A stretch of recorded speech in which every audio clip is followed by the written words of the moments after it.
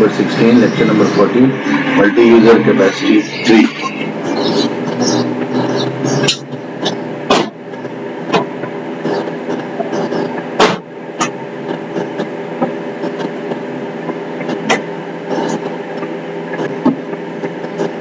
In this lecture, we will be talking about general K user broadcast channel.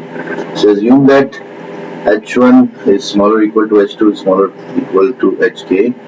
Then we have RK is equal to log of 1 plus PK HK square divided by N naught plus sum of J is equal to K plus 1 to K PJ into HK square. Now this region that characterizes the points on the boundary of the capacity region defined by P is equal to sum of PK where K is equal to 1 to capital K. Now some capacity is maximized by transmitting to the user with highest SNR. It is not like multiple access channel. So strong users can decode any information sent to the weak users. R1 plus R2 is smaller than capacity of the strong user. Some rate is maximized by transmitting to the strong user. So R1 plus R2 is equal to alpha into log of 1 plus alpha pH1 square divided by N naught plus 1 minus alpha into log of 1 plus 1 minus alpha P into H2 square divided by alpha into P H2 square plus N naught, assuming that H1 is greater than H2. So this is maximized for alpha is equal to 1.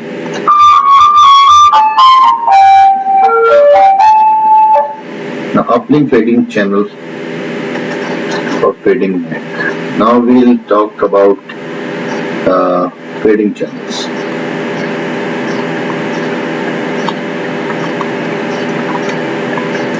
Now Ym is given by sum of K equal to 1 to N HKM XKM plus WM. Now let us consider the symmetric fading MAC channel. HKM is given by IID, which is given by the expected value of HKM square is equal to 1. The power constraint P is the power for each user. So we will study two cases as usual as for point-to-point fading channels. First one is slow fading and then fast fading. Slow fading MAC that each user transmits at rate R over the symmetric MAC which is shown above. So HKM is equal to HK for all M. Slow fading. For a given channel realization, the capacity region is described by to the power K minus 1 constraints.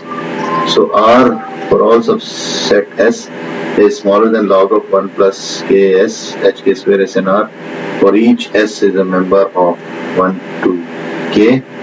Now the outage occurs when only one or more of these constraints are not satisfied. So we already studied in slow fading we had outage capacity, so we need to find the outage probability. So the outage probability is given by outage PR is equal to PR of log of 1 plus SNR sum of HK square is smaller than RS for some S which is a subset of 1 to K. Now the fixed probabilities of outage we can define the E outage symmetric capacity. So outage capacity in symmetric case is given by C epsilon symmetric largest rate, which is the largest rate such that the outage probability is smaller or equal to E. So for a symmetric case we can define an outage capacity region. So we have an outage capacity region. So in single point-to-point case we only had outage capacity. With a single point, now we have an outage capacity region. It will define all the rates of the capacity in which the outage can occur. Now we go to the fast fading MAC.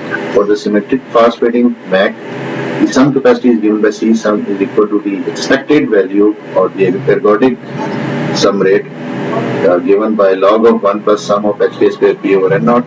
As in the point-to-point case, the above ergodic capacity can be achieved with arbitrarily some probability of error or arbitrarily small probability of error. Now we discuss on capacities of fast and slow fading MAC scenarios.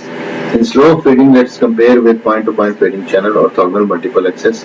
First consider the orthogonal multiple access. In this case, the outage event is given by 1 over K log of 1 plus K SNR into HK square is smaller than R for some K is equal to 1 to K. Now each users get 1 of K degrees of freedom and can transmit Kp over this. Inter-user interference is eliminated. Probability of outage is equal to the probability of 1 over k log of 1 plus k SNR k square smaller than r for some k is a member of 1 to k. That is given by 1 of product of k is equal to 1 to k into probability of 1 over k log of 1 plus k SNR HL square smaller than r. So this is probability that no outage for user k. So 1 minus this thing overall would give the probability of outage. This is the probability when there would be no outage.